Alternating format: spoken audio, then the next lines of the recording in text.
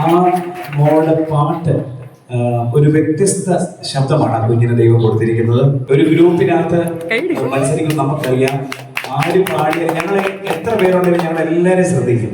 പക്ഷെ ആ കുഞ്ഞിന്റെ വോയിസ് വളരെ ബ്ലെസ്ഡ് ആണ്. കർത്താവ് അനുഗ്രഹിക്കട്ടെ. ഒരു നല്ലൊരു ഡിസിഷനാണ് ആ കുഞ്ഞ്.